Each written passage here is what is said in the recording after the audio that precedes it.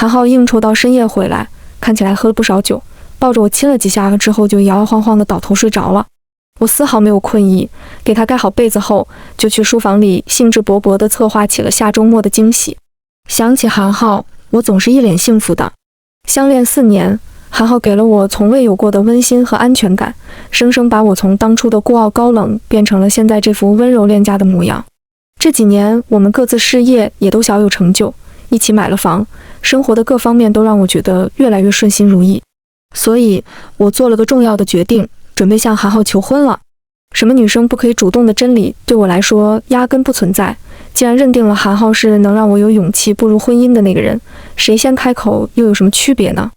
何况以前总在电视里看到别人求婚如何浪漫，现在终于有机会自己策划导演一番了，想想就令人激动。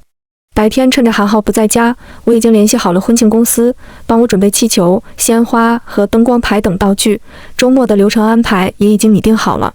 现在唯一要解决的就是求婚视频怎么做了，我找李林帮忙出主意。我淡定地看他用无数的感叹号和表情包发泄完激动的心情，终于开始了正常交流。你什么情况？我没看错吧？你跟他求婚？你没看错，具体情况下次见面我再详细跟你说，时间紧迫，你先帮我想想，到时候这视频应该放点什么比较感人。李林不愧是经验老道之人，迅速帮我制定好了视频的1、2、3幕，让我抓紧时间去搜集素材。所谓素材，最重要的当然得是我和韩浩这4年来的一些甜蜜回忆。但我刚换了手机，由于系统不通用，懒得花那么长时间备份导入，以前的好多照片视频就没有留存。我走到卧室探头看了一眼，韩浩正在熟睡中，他手机密码一直是我生日。其实悄悄拿他手机导出一些老照片是最简单的办法，只是交往以来，我们对彼此都十分信任和尊重，从不偷看对方手机。我犹豫再三，想着实在也没有其他的好办法，而且都是为了准备求婚惊喜，想必他知道后也不会跟我计较。第一次解锁他手机，说实话，心里还是有些忐忑的。想到之前网上的一句话，没有一个女人能从男朋友的手机里笑着走出来，我偏不信。但打开他手机相册后，我傻眼了。甜蜜的素材我确实都找到了，可女主角并不是我。我点开一个视频，时间是上周5，我生病的那天晚上，韩浩为我吃了药哄我睡着，说他有个重要的应酬，必须出去一趟。我丝毫没有怀疑，吃完药昏昏沉沉地睡了过去，醒来已是次日早上8点。可现在视频里那个以男友视角拍摄的女孩，长着一张酷似我的脸，笑容灿烂地问：今天晚上开心吗？再熟悉不过的男生无比宠溺地回答她：和你在一起都开心。他们背后，希尔顿酒店的招牌在黑夜里闪闪发光，刺眼夺目。在韩浩的微信里，我毫不费劲地找到了那个女孩，一个名叫小可的音乐老师，和韩浩相识于1年前的一次好友酒局。我查看了韩浩所有的支付记录、代驾订单和酒店预订信息，一些过去曾疑惑的细节突然一下子明晰了起来。例如，他上个月去上海出差5天，回来后我却在他行李箱里发现了2天前北京一场限时活动的纪念品。前阵子软磨硬泡拉他去看场新上映的电影，他却脱口讲出了反转的结局。明明无意间看见过他手机弹出的奢侈品店消费短信，我却迟迟没收到过礼物。以及我们已经很久没有过亲密运动，他的床头柜里却藏着一瓶男性用药。现在我都明白了。看着手机里那些关于韩浩和小可的点点滴滴，我恍惚间竟觉得自己像个局外人，在窥探另一对热恋小情侣的幸福生活。这种感觉让我心如刀绞。和韩浩在一起的这4年，他驯化我慢慢懂得依赖和柔软，待我卸下所有防备时，却转身拥抱了别人。我木讷地在书房坐了一宿，天亮前把韩浩的手机放回了卧室原处。他醒来后看到我在厨房准备早餐，像往常一样从背后抱住我，跟我说早安。我身子不由自主地抖了一下，但很快恢复如常。我尽量保持着平稳的情绪，让他去洗漱一下，准备吃早饭。是的，我打算装作什么都没发生一样。韩浩发现了手机被我动过，竟主动和我吵起架来。谁准你看我手机的？前后不过10分钟，刚才还温柔男友形象的韩浩，此刻却是一脸冰冷地质问着我。做错事的明明是他，我却像被审问的犯人，心里的委屈再也压抑不住地翻涌上。我努力睁着眼睛，不让眼泪流下来。我问韩浩：他哪里比我好？过去4年，在韩浩身边，我是有着绝对自信的。他是个成熟有魅力的男人不假，但我自诩无论在各方面都是他最优的选择，所以我从未怀疑过他劈腿。与其说是对他的信任，倒不如说是我太自信了。韩浩神态自若地在我面前慢慢坐下，一脸高傲地看着我。你们俩很像，又不太像。从小可的朋友圈里看到，他的日常喜好确实和我很像，一样喜欢健身、看电影、喝咖啡，甚至连他的长相都与我有7、8分相似。但这并不足以成为韩浩涉猎新猎物的理由。我不解地看着他，等待他的下文。还不明白吗？那不妨我说的更直接点，他比你正好小3岁，特别像我刚认识时候的你，热情奔放，又惹人怜爱。过去的记忆清晰地重现在我脑子里，我突然懂了他话里的意思。4年前我在外张牙舞爪，却唯独遇到韩浩，仿佛被人捏住了软肋，像小女生崇拜偶像一样的迷恋，依赖着他，被他一点点驯服。这些年来，对他的爱只增不减，只是我不再是当年情窦初开的小姑娘，没有了那些炽烈的崇拜与迷恋，也没有了那些被看透心思的软弱和楚楚可怜。这时候，年轻的小可出现了，成了韩浩新的猎物。我站在原地，一时不知该是庆幸还是悲哀。韩浩转身离开前告诉我，和我一起生活这么多年也习惯了，如果我不再计较这些事，他也还是会好好爱我的。呵，多么冠冕堂皇又讽刺的说辞。不分手的原因其实我们都心知肚明，韩浩好面子，最是注重自己在生意场上的人设。这么多年，我给他公司充当投融资顾问，替他挣了不少钱，也是他在生意场上维系人脉的得力助手。他即使色令昏头，也不会舍得轻易放开我。他自信能死死地拿捏住我，不过是他太习惯于看我温顺的一面罢了。他笃定我对他的爱足以让他有底气强硬。发烧昏睡了1天后，我主动去向韩浩求和，并承诺以后不会再过问他行踪，不会再查看他手机。一切都如他所料，他心情大好地搂着我说，让我放心，他绝对不会离开我的。那温柔的语气一如往常，仿佛一切都从未发生。韩浩提出晚上带我去一家有名的法餐厅吃饭，我自然是十分开心地答应了。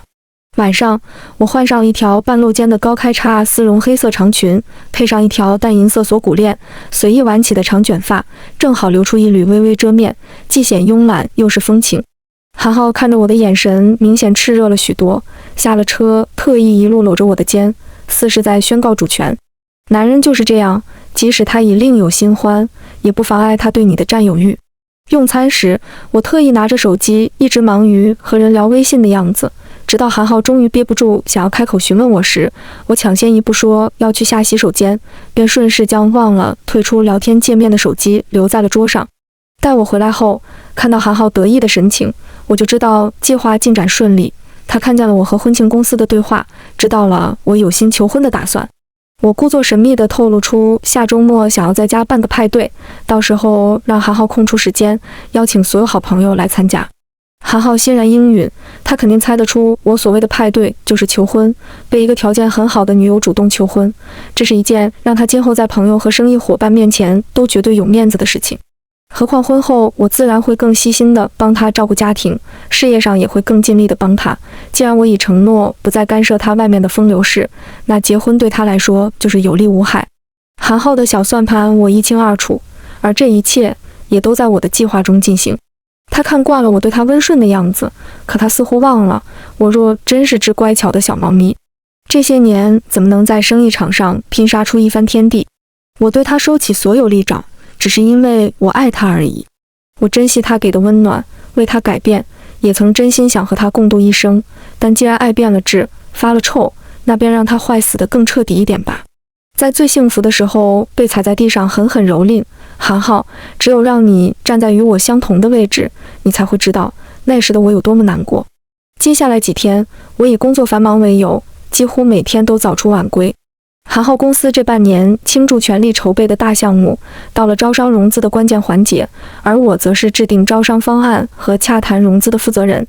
如果顺利，韩浩作为公司股东将会大赚一笔，他自然乐得看我忙前忙后帮他挣钱，他还能忙里偷闲地出去约会。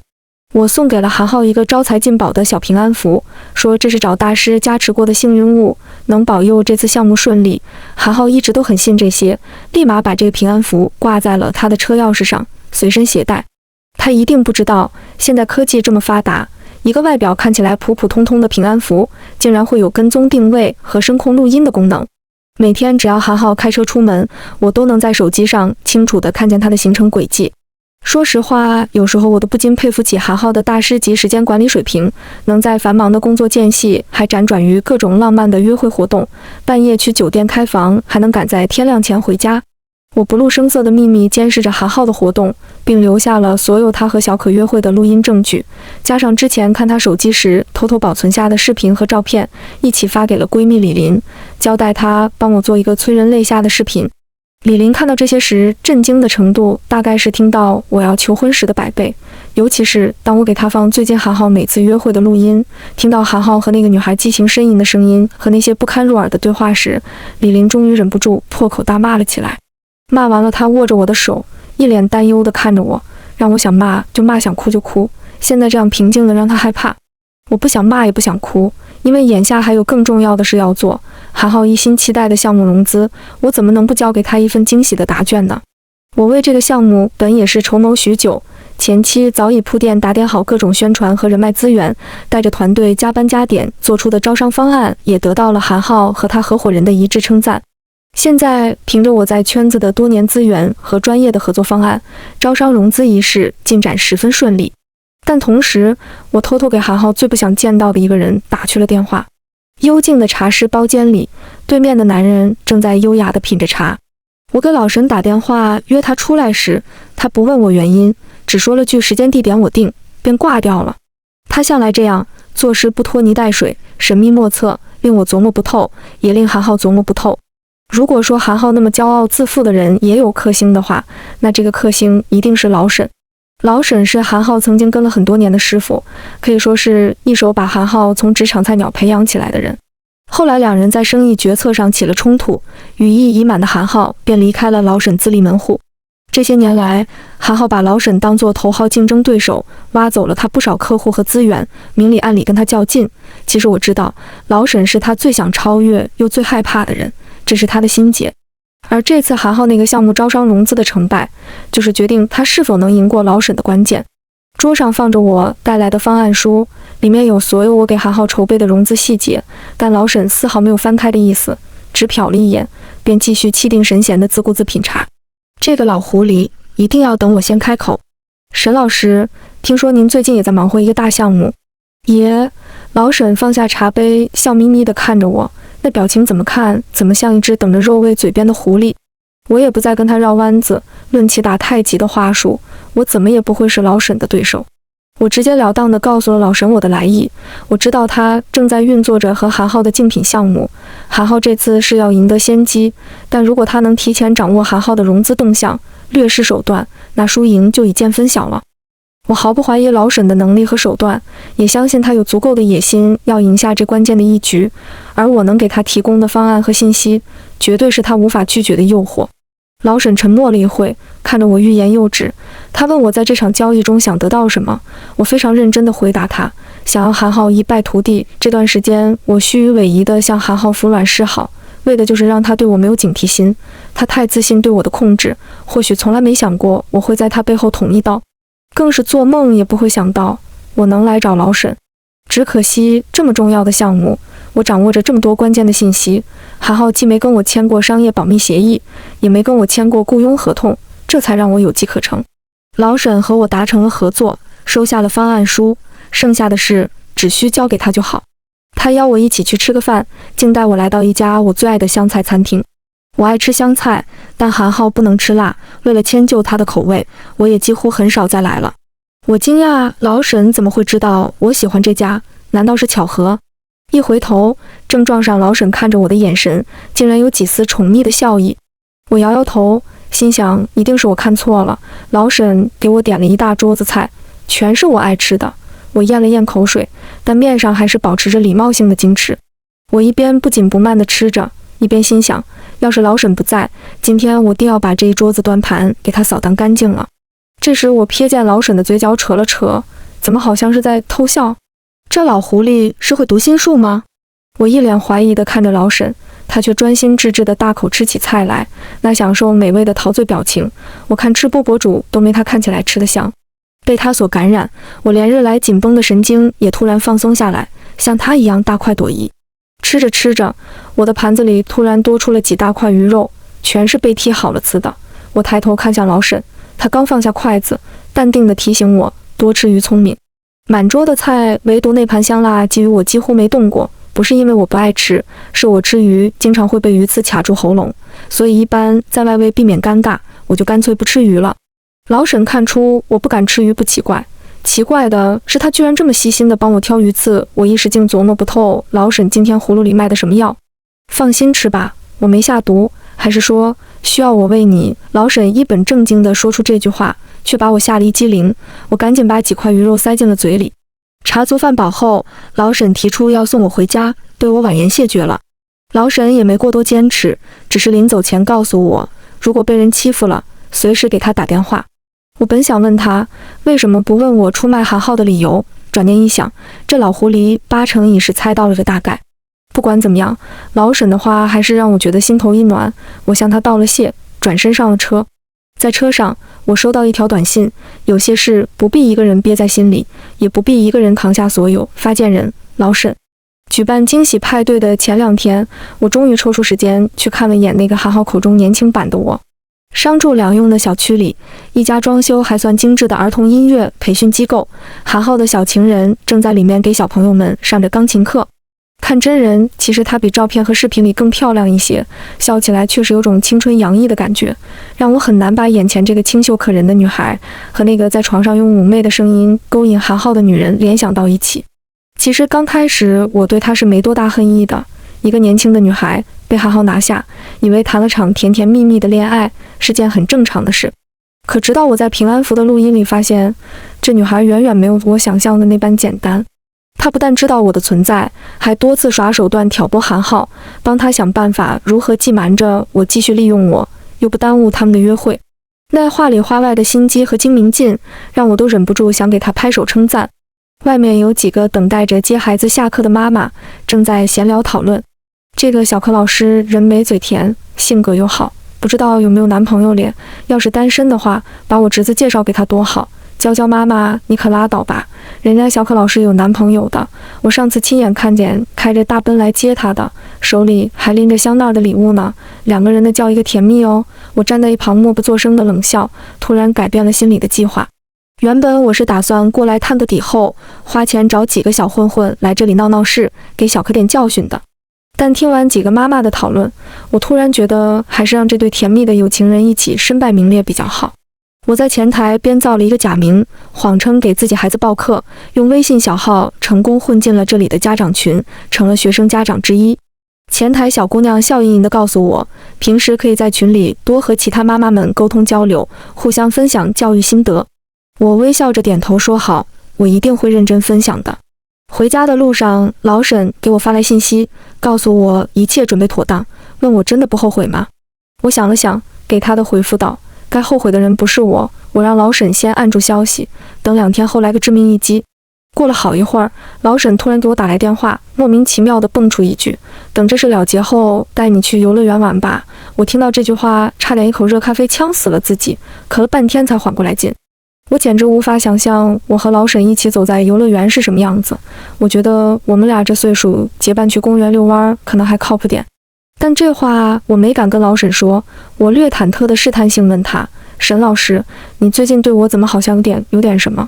不知道为什么，我竟觉得老沈的声音有些紧张。我一咬牙，说出了最近的想法，有点太像爸爸对闺女了。电话那头一阵漫长的沉默，我感觉可能是自己说话有些失礼，正想解释，就听到老沈在电话里长叹一口气，说第一，他没比我老那么多，第二，他要是真有个闺女像我一样，他可能得愁死了。这回轮到我不乐意了，我脱口而出反问他，像我一样就怎么了？像你一样受了欺负都不说，我会觉得很无力，不知道该怎么帮他。我举着电话愣在了原地，即使我在后知后觉，也能感受到老沈话里那隐隐约约的情意。只是对于老沈，我向来琢磨不透。平复了下心情，我用尽可能冷静的语气对老沈说，让韩浩这次翻不了身，就是对我最大的帮助。老沈说好，挂断了电话，语气里尽是失落。终于到了等待已久的日子，我早早的起床，精心打扮了一番，换上我最爱的蓝色开背长裙，喷上我最爱的猎户座香水，静候好戏开场。韩浩起来的时候，看到婚庆公司的人已经将家里布置成了一个梦幻又浪漫的小花园。我站在地毯上，慵懒的卷发披肩，正在摆弄着花。韩浩走上前来，不顾旁边还有人在场，一把搂住我的腰就要吻我。我做事轻轻推开他，却仍能感觉到他搂住我后腰的手在不安分地上下游动，急于要伸进裙子里。我感到一阵恶心，假装当着外人的面害羞，闪过身与他拉开距离。韩浩明显还一副意犹未尽的样子，贴近我耳边说：“你今天真美，晚上等客人们走了，我好好陪你。”我假意对他微微一笑，催促他赶紧去收拾收拾，一会儿还要迎接客人。他留恋地在我背上抚摸了几下，终于是走了。趁着韩浩去换衣服，我到书房打开电脑，最后确认了一遍李林帮我做的视频。他真不愧是个编剧天才，给他的素材经他手艺剪辑编写，竟比原故事还精彩。下午，韩浩的朋友们都陆陆续续到场了，看到家里的布置，大家都心领神会地明白了今天派对的主题，纷纷对韩浩发出羡慕的赞叹。韩浩很是满意这种氛围，一脸幸福地搂着我大秀恩爱，众人又是一波夸赞我们郎才女貌，真是天生一对。看到韩浩春光得意的面容，我就放心了，现在他越开心，一会儿才会摔得越疼。我拿来香槟和精致的茶点分给客人们，大家觥筹交错，喝得正开心时，我宣布今天还有个非常重要的惊喜要送给我最爱的人，也希望在场的各位一起为我见证。大家一听这话，都激动兴奋地喝彩起哄，一起向韩浩举杯敬酒。韩浩将杯中的酒一饮而尽，目光炯炯地看着我，满脸期待。我回给韩浩一个极尽温柔的笑容，然后打开客厅的投影屏幕，转身走进书房。每走一步，我都感觉自己在激动地站立。我爱了4年的人，我最爱的人，我终于要把这份惊喜送给你了。我从书房里面反锁上了门，然后点开了电脑里的视频文件。为了不让韩浩起疑，我特意今天早上才在客厅装上了监控摄像头，就藏在我摆弄的那团花里。此时，我可以靠在舒服的皮椅上，尽情欣赏客厅的好戏。外面原本的欢声笑语，随着视频开始播放，变得鸦雀无声。再然后，便是窃窃私语和争吵。视频里生动地展示了韩浩和小可激情纵欲的画面，从角色扮演到情趣用具，再配上那些淫秽不堪的录音，简直比岛国片还刺激。但这还不是重点，重点是两人密谋如何欺瞒我，利用我对韩浩的感情，为他卖命挣钱，供他们挥霍。而另一边，韩浩曾利用我的信任，偷吃合作方回扣，黑了他那些好伙伴不少钱的事，我也从他电脑里找到了证据。客厅里一下子炸了锅，韩浩素来在外都树立着正直稳重、感情专一的好男人形象，正是这样的人设帮他结交了不少生意伙伴，让人对他产生信赖。而如今，他苦心经营的人设彻底崩了盘。当人们发现自己一直信任的人居然是如此卑鄙不堪时，就会觉得自己一直被人愚弄戏耍了。今天来家里的都是他工作上的朋友或合作密切的伙伴，他们都是有身份的人，怎么能忍受自己被骗的愚蠢呢？自然的，这种情绪就转变成了强烈的怒火，指向韩浩。外面争吵的声音越来越大，韩浩一下子从众星捧月的中心变成了千夫所指的罪人，这种感觉一定不好受吧？他冲到书房门口，猛烈地砸门，骂我无耻，居然敢暗算他。那个2周前对我趾高气扬的人，如今像只疯狗，在门外狂吠。我冷冷地听着，在皮椅上伸了个懒腰，仿佛只是在观赏一场闹剧。我丝毫不担心韩浩找我麻烦，因为很快他便会顾不上冲我乱咬了。果然，不一会，我听见韩浩接了个电话，然后疯了一样冲出了门。外面的宾客见状，也纷纷都散了，留话下次再找韩浩算账。我看了眼老沈发来的消息，刚才我这热热闹闹上演好戏的时候，他已经动手了。不但撬走了韩浩2个最重要的投资方，还曝光了韩浩在招商中暗箱操作、私吞钱财、偷税漏税的事。韩浩的项目被紧急叫停，其他几个投资方和大的广告主也纷纷要撤资，这意味着韩浩的公司很可能因资金链断裂而破产，而他本人也会背负上巨额的补税罚款。我说过，要让他尝尝在最幸福的时候被最信任的人背叛的滋味，这样他就知道被伤害的人有多痛了。我在空无一人的家里放声大哭了一场，然后果断收拾好行李，从家里搬了出去。1周前，我已提前在外租好了新的公寓，这套房子就当是我留给韩浩最后的情面吧。4年的真情，说不遗憾是假的，但曲终人散，总该画上句号了。和搬家工人一起把行李搬下楼的时候，我意外地在楼下看见了老沈，他也在车上，似乎是等我很久了。可是他这会儿不是应该趁热打铁，忙着生意上的事吗？怎么会出现在这里？老沈上前接过我的行李，放进了他的车里，让我给他地址，他送我过去。今早他问我完事后有什么打算，我告诉过他结束后会搬出去，开始新的生活。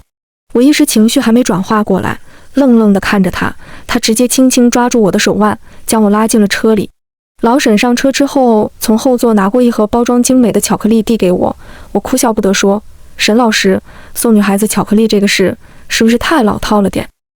是吗？老沈有些局促地挠挠头，我只是听说女孩子吃巧克力的时候会心情好点，我头一次见她犯囧的样子，竟觉得有些亲切可爱。我接过巧克力，拆开一块放进嘴里。其实我不爱吃巧克力，但此时含在嘴里，好像真如老沈所说的，心情变好了。我闭上眼，靠在椅背上，或许是紧绷的神经一放松下来就格外疲惫，不知不觉竟在车里睡着了。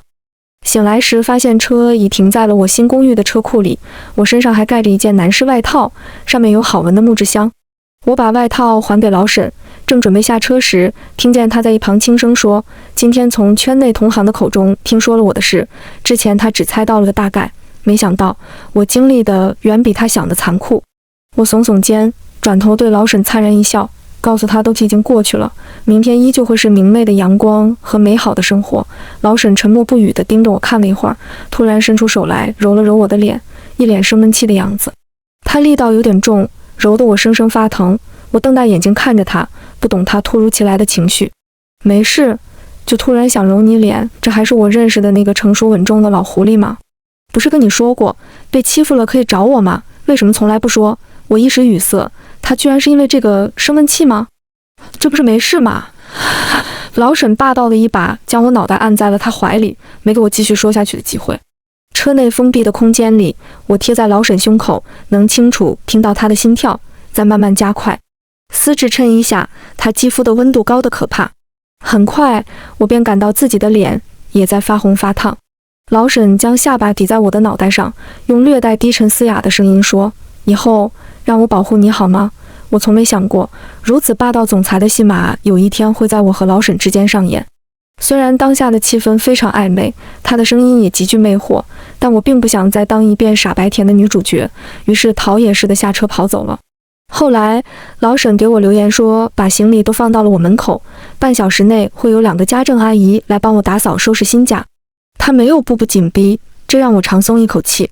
趁着阿姨上门帮我收拾屋子的功夫，我点开了小可那个儿童音乐培训的家长群，将今天在家里播放的那个视频转发到了群里。几分钟后，群里炸开了锅。妈妈们对于出轨这种事情总是很容易达成高度一致的团结，这种情绪一点即爆。何况他们怎么会允许一个如此心机又放浪的女人来辅导他们的宝贝孩子呢？很快，他们便组织了浩浩荡荡的队伍，杀到了小可的店里。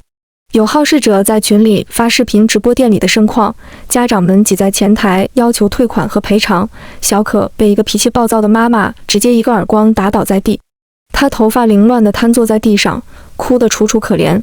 只是现在没人能来救得了她了。我默默地退了群，拉黑了韩浩和他朋友的所有联系方式。阳光从落地窗那照射进屋内，我抬起手，从指缝间欣赏窗外那斑驳的光影。世界不曾因任何的闹剧而停止运转，而我也会重新迎接新的阳光。我换了新的工作，剪短了一直留的长发。李林在见到我时惊叹，他熟悉的梦男又回来了。